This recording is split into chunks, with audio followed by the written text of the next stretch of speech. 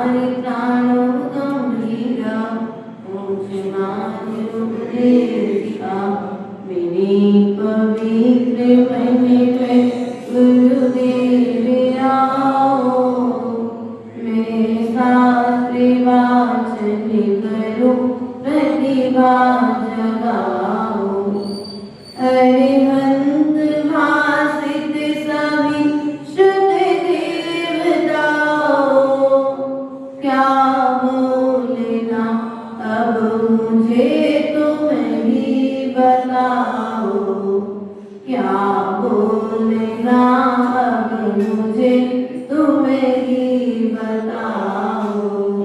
बोले अनंतानंद सिद्ध परमेश्वरी भगवान की देवादिदेव मूलाय आदिनाथ भगवान की देवादिदेव शासनायक भगवान महावीर स्वामी की आचार्य भगवंत कुंद देव की आचार्य भगवंत निराग सागर जी महाराज की आचार्य भगवंत पट्टाचार्य भगवंत विशुद्ध सागर जी महाराज की आचार्य भगवंत विभव सागर जी महाराज की आचार्य भगवंत पूज्य पास स्वामी की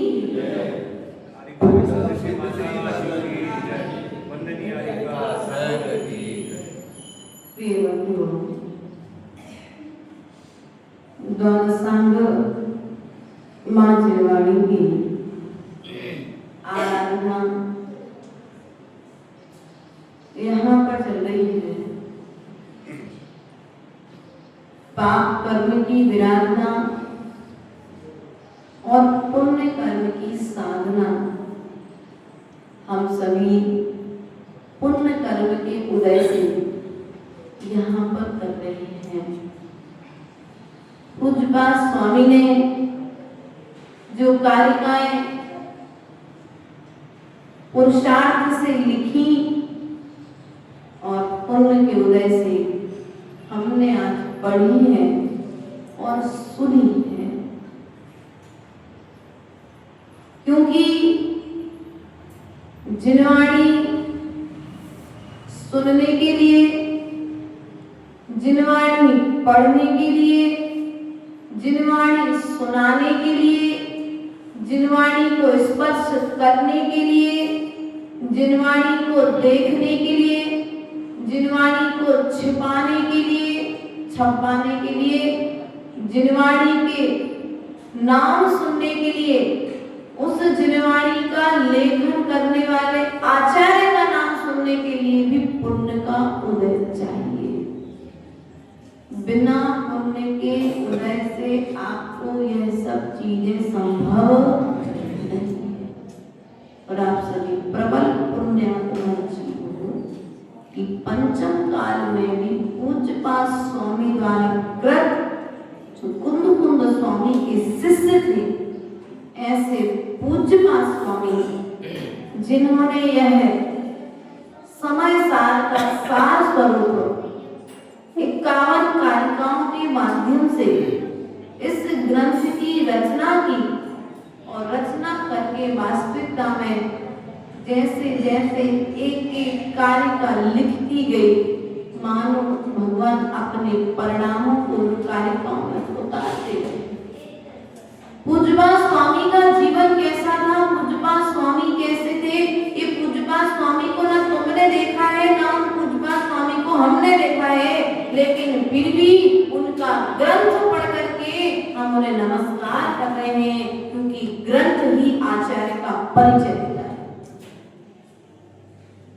आचार्य का जीवन कैसा था, उनकी साधना कैसी थी, उनका व्यक्तित्व कैसा था, अगर किसी का जानना है तो उनके ग्रंथों को पढ़ लो, आपको उनके विषय में पूरी जानकारी मिल जाएगी। वे क्या सोचते थे, वे क्या करते थे, वे क्या कहते थे, यदि जानना है तो आचार्य के ग्रंथों को पढ़ लो। क्योंकि आचार्य गुरुदेव सदा कहा करते हैं कि ग्रंथ आचार्य की आत्मा हुआ करता है। ग्रंथ आचार्य की आत्मा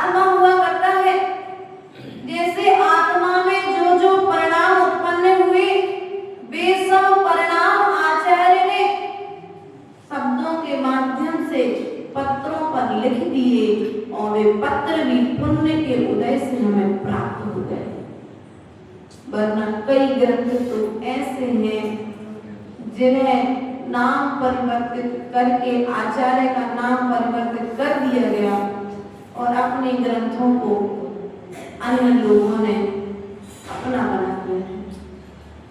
पुण्य के उदय से तुम्हें पूज्यपाद स्वामी का एक ग्रंथ प्राप्त हुआ है, उतनी ही श्रद्धा के साथ सुनना जितनी श्रद्धा के साथ तुम समूसण में बैठकर के प्रभु की देशना सुनते हो।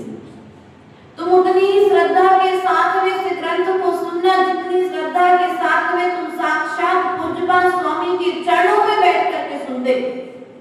कल्पना करो, आज तुम्हारे सामने पूज्यपाद स्वामी का संग समूसण यहाँ पर विराजमान हो जाए, कैसे परिणाम होंगे, भाव कैसे होंगे उस समय भावों की स्थिति क्या होगी? बस भाव उनके ही है, परिणाम उनके ही है, देने वाला बदला है, माल नहीं बदला है। क्या माल? दुकान वही है, पिता का मरण हो गया तो बेटा बैठने लगा, लेकिन माल बोलो, दुकान का माल नहीं बदला है, माल वही, देने वाला बस बदल गया है।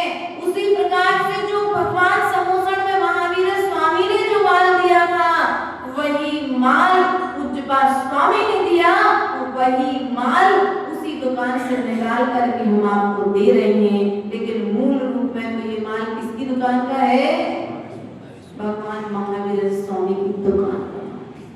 तो जितने विश्वास तुम महावीर स्वामी की देशना पर करते, उतना ही विश्वास आज तुम इस देशना को सुनते समय अपना श्रद्धा दृढ़ रखना, अपना विश्वास दृढ़ रखना।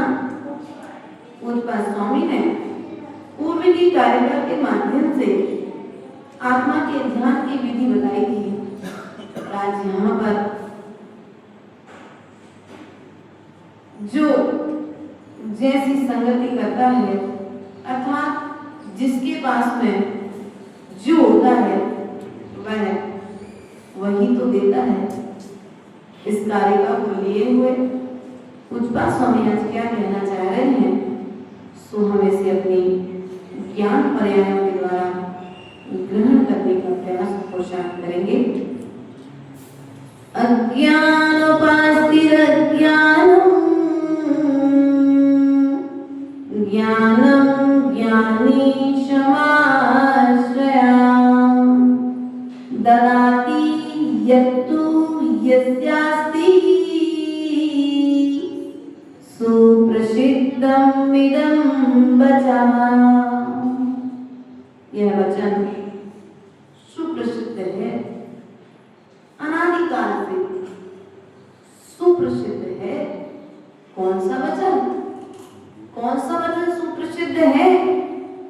अज्ञान की उपासना से, अज्ञानी की सेवा से अज्ञान की प्राप्ति होती है, और ज्ञानी की उपासना से ज्ञान की प्राप्ति होती है। क्या कहा? अज्ञान की उपासना से अज्ञान की प्राप्ति होती है, और ज्ञान की उपासना से बोलो तो किसकी प्राप्ति होती है? ज्ञान की उपासना से ज्ञान की प्राप्ति होती है, ज्ञानी की उपासना से ज्ञान की प्राप्ति होती है, और अज्ञानी की उपासना से अज्ञान की प्राप्ति होती है। अब आपको विचार करना है, आप ज्ञान की उपासना कर रहे हैं, अज्ञान की उपासना। यदि स्वभाव की यात्रा कर रहे हैं तो ज्ञान की उपासना चल रही है, और यदि विभाव की यात्रा कर रहे हैं तो अज्ञानी की उपासना। जो हमारे स्वभाव से हमें विपरीत ले जाए वह अज्ञान है, और जो हमारे स्वभाव में हमें स्थिर कर दे वह ज्ञान है। इसलिए ज्ञान और अज्ञान का पहले ज्ञान होना चाहिए। टंकी में पानी भरा है, ऊपर छत पे टंकी लगी सबके, नल कहाँ खुल रहा है? किचन में भी खुल रहा है, अपना क्या कहते हैं बाथ बेसन में भी खुल रहा है, बाहर तुम्हारे बेडरूम में भी खुल रहा है, लेट बाथ में भी खुल रहा है, तुम जहां खोल रहे हो ना पानी, लेकिन स्थान बोलो, स्थान बाथरूम में खोल रहे हो तो नाली में बहाने के योग्य। क्या बाथरूम में खोल रहे हो तो वही जल नाली में बहाने के योग्य, और वही जल तुम चौके में खोल रहे हो तो पीने के योग्य। पानी तो पानी वही आना है, तुम्हारी छत की टंकी से आना है, लेकिन तुम उस पानी का उपयोग कहां पर कर रहे हो? तुम उस पानी का उपयोग जहां पर कर रहे हो वो पानी तुम्हें वहां पर उस प्रकार से उपयोग हो रहा है। इसलिए प्रिय बंधुओं, अपने ज्ञान का उपयोग करो, अपने स्वभाव की यात्रा करने का प्रयास करो। इस ज्ञान को हमने क्रोध में लगा दिया, इस ज्ञान को हमने मान में लगा दिया, इस ज्ञान को हमने मायाचारी में लगा दिया, इस ज्ञान को हमने 5 पापों में लगा दिया। कहाँ लगा करके बैठे हो? 5 पापों में। इसी ज्ञान के माध्यम से महापुरुषों ने केवल ज्ञान प्रकट कर लिया है, और हम ज्ञान के माध्यम से क्या प्रकट कर रहे हैं? बात समझ में आ रही? ये मनुष्य पर्याय उनको मिली थी। सुन, महापुरुषों ने पुरुषार्थ करके चारित्र को धारण करके सिद्ध पद को प्राप्त कर लिया, और हम इसी मनुष्य पर्याय को प्राप्त करके चारित्र रूपी रत्न को तो प्राप्त नहीं कर पा रहे, लेकिन खली का टुकड़ा तो उठा सकते हैं। कहा था ना पूर्व में, दस चिंता मणि दिव्य इदा पिंड्या के खंडकम ध्यान ही चेत में रखे बात नहीं जनता विवेक। जो विवेकी पुरुष होते हैं वे मनुष्य पर्याय में आकर के या तो मणि का टुकड़ा उठाने अपारस मणि को प्राप्त कर लें।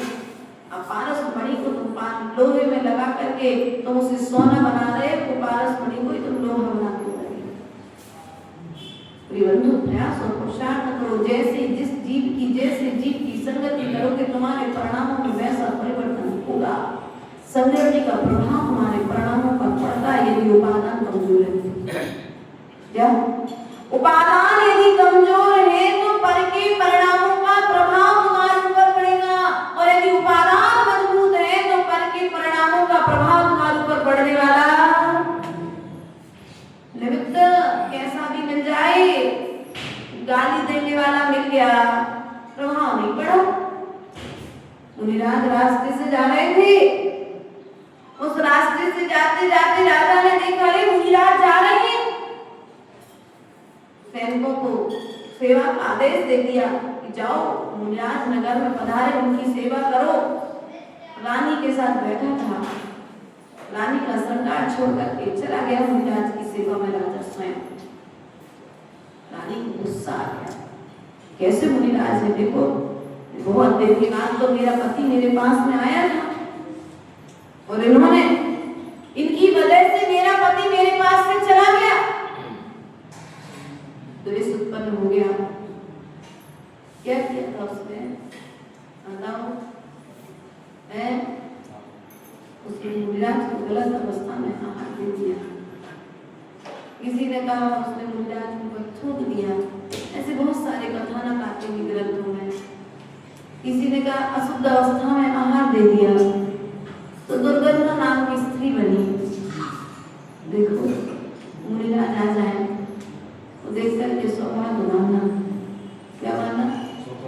सौभाग्य मानना कि मेरा पुण्य कर्म हो गया है कि मुझे पंचम काल में मुनिराज का दर्शन करने का सौभाग्य मिल रहा है। वरना इस पंचम काल में भी विपुल ऐसे जीव हैं तो सेवा तो करते हैं लेकिन बगुला भक्ति। क्या बगुला भक्ति जानते हैं आपको? बाहर से दिखावा, गुड़ युक्ति छुरी जैसी भक्ति होती है। कई तरह की, यदि ज्यादा थोड़ा सा अपन ने ज्यादा अच्छा व्यवहार किया, ज्यादा निकट में लेकर के आए तो गुड़ जैसे चाटने की कोशिश करते ना, तो गुड़ के साथ में जीभ ऐसे है। ऐसे लोग तो नहीं है यहाँ पे। अगर हो तो अपनी परिणति बदल लेना, दिखावे की जिंदगी जीना बंद कर देना, क्योंकि दुर्गंधा वह स्त्री उसने अपने पाप कर्म का फल भोगा था। वह चाहेगी तो मुनिराज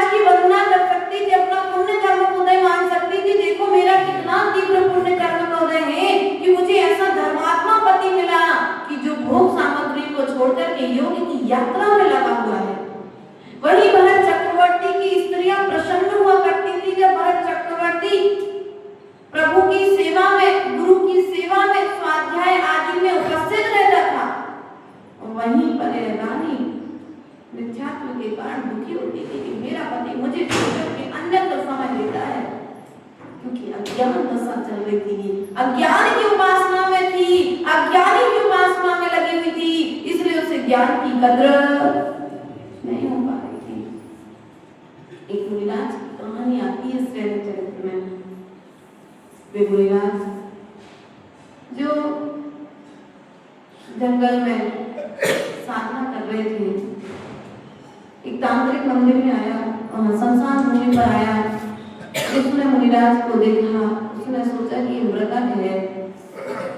उसने एक मुनिराज और दो और कुछ खोपड़ियां जोड़ करके उसने एक हंडी बनाई और हंडी बनाकर उसमें खीर पकाने का विचार किया। मुनिराज तो जिंदा जीवित थे, साधना में लीन थे, सब आसन में साधना कर रहे थे। उन्होंने सोचा कि मेरे ऊपर इस आसन के समय उपसर्ग आया है, वो ध्यान में और लीन हो गए। और जैसे ही ध्यान में मुनिराज अपनी भीतरी स्थिरता बढ़ाते जाते, वो तांत्रिक अपने मंत्रों के माध्यम से बाहर से अग्नि को बढ़ाता जाता। और जैसे ही वह खीर उसने उस अग्नि में उबलने के लिए रखी, वैसे धीरे धीरे शरीर की प्रकृति, सिर की नसें सिकुड़ने लगी और सिर की नसें सिकुड़ने के कारण वो खीर का पात्र हिल गया और हिल करके मुनिराज के सिर पर वो उबलती हुई खीर। और तांत्रिक ने सोचा कि कुछ गड़बड़ हो गया, सो वह वहीं पर अर्धरात्रि में वैसी अवस्था में छोड़ करके वहां से उसने सोचा कि व्यंतर सिद्ध हो गया, लेकिन रुष्ट हो गया, इसलिए मेरी विद्या नष्ट हो रही है, कुपित हो रही है मुझ पर। वो छोड़ करके चला गया। सुबह जैसी प्रातःकालीन वेला हुई, वहीं बाग था माली का, वह माली वहां पर देखने के लिए आया। उस माली ने देखा, क्या देखा? एक दिगंबर मुनिराज अर्धमृतक अवस्था में पड़े हुए। उसने जाकर के सोमशर्मा से कहा, सेठ से कहा कि सेठ दिगंबर मुनिराज शमशान भूमि में अर्धमृतक अवस्था में पड़े हैं, आप चले देखने के लिए, क्या बात है? वह उन्हें अपने घर पर लेकर के आया। उसने मुनिराज की सेवा की, सोमशर्मा ने, और सेवा करने की बस इतनी सेवा की कि मुनिराज स्वस्थ हो गए। और जब मुनिराज स्वस्थ हो गए तो उसने सोचा कि चातुर्मास का समय निकट आ गया है, तो अब मैं मुनिराज का चातुर्मास और बढ़ा दूं। उसने मुनिराज के चातुर्मास की स्थापना कराई। चातुर्मास के मध्य में उसके पास में कहीं से बहुत सारा धन आया था। उसने सोचा कि मेरा पुत्र तो व्यसनी है। कैसा था उसका पुत्र? व्यसनी था। उसने सोचा कि मैं अगर घर में कहीं पर भी ये पैसा रखूंगा तो मेरा पुत्र उस पैसे को निकाल करके जुआ खेल करके खत्म कर देगा।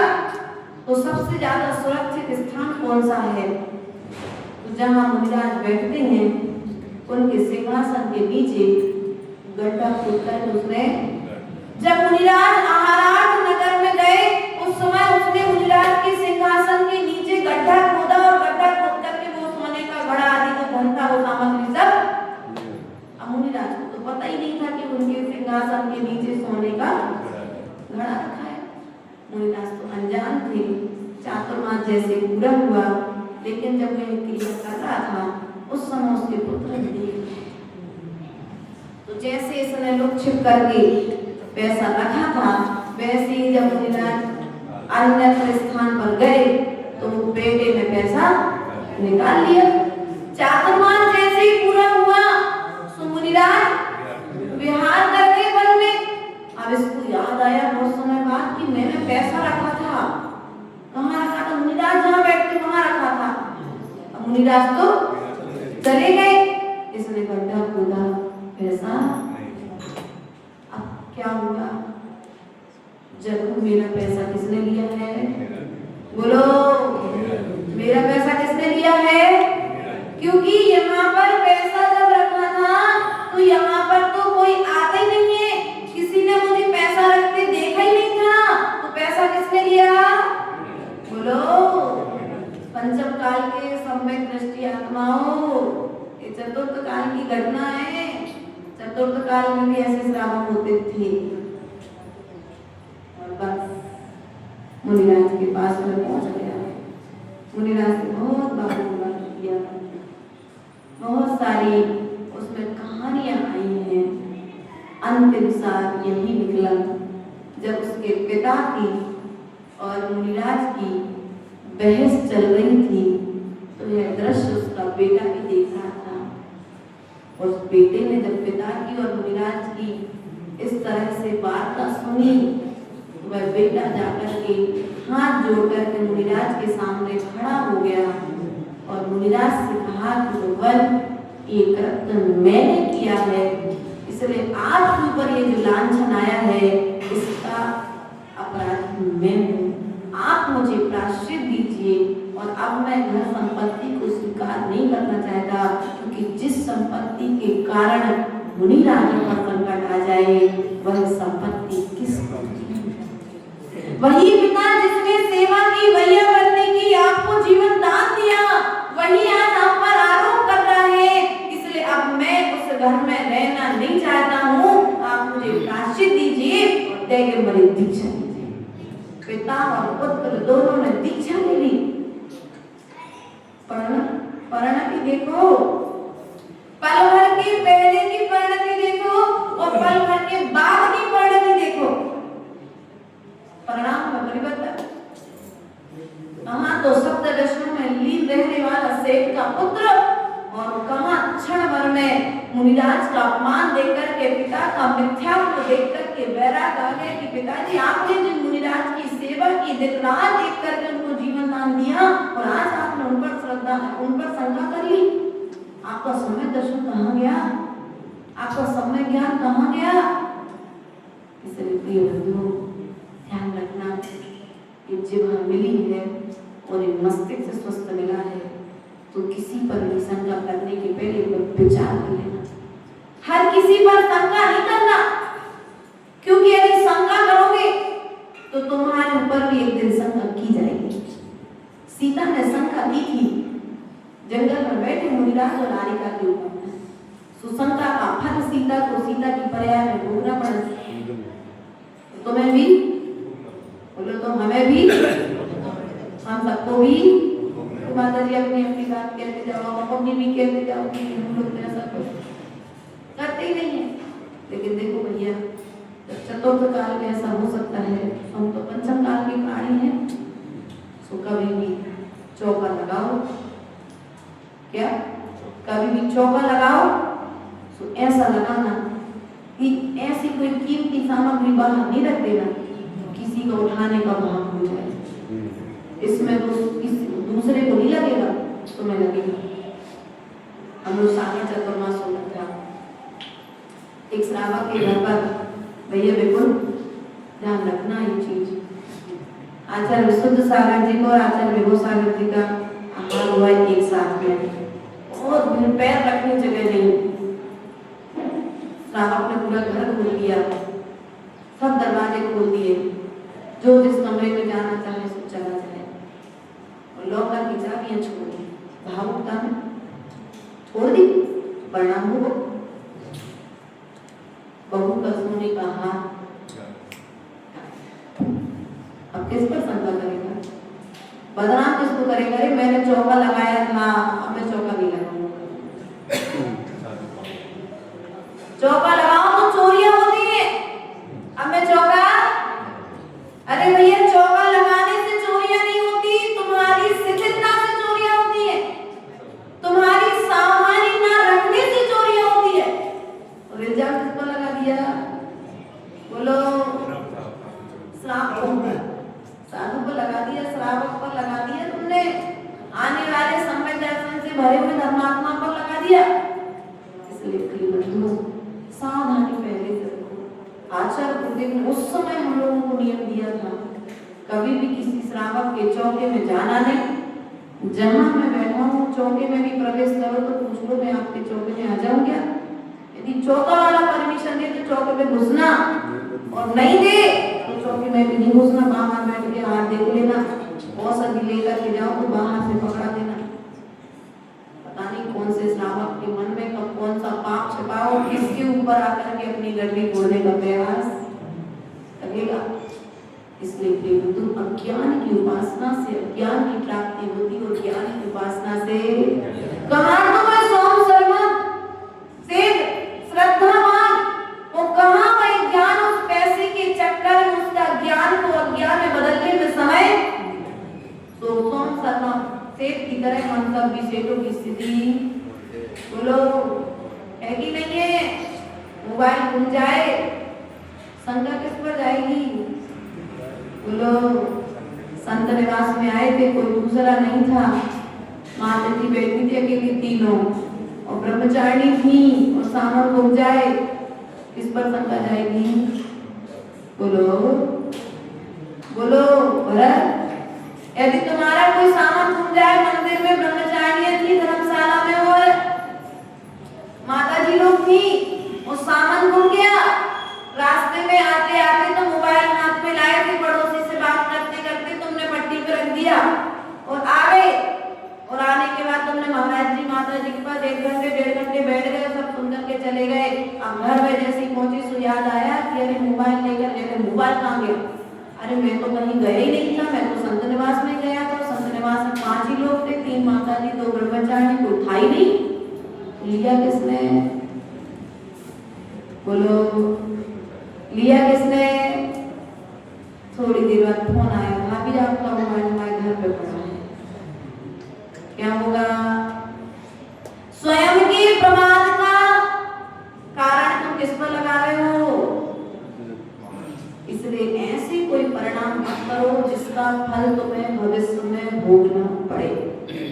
ऐसा कोई कार्य मत करो, अर्थात कसाय उदय आने में समय नहीं लगती, लेकिन कसाय का फल जब उदय में आता है तो व्यक्ति रो रो कर तो फल को भोगता है। इसलिए ऐसा कोई कर्म मत बांधो जिसको तुम्हें रो रो करके भोगना पड़े। सीता ने कर्म किया था तो रो रो करके भोगना पड़ा, श्रीपाल ने कर्म किया था तो रो रो करके कुष्ठ रोग जैसे रोगों के साथ में भोगना पड़ा। इसलिए शंका करने के पहले, शंका क्या है? अज्ञान दशा है। शंका क्या है? शंका करना क्या है? अज्ञान दशा है। हम किस पर शंका कर रहे?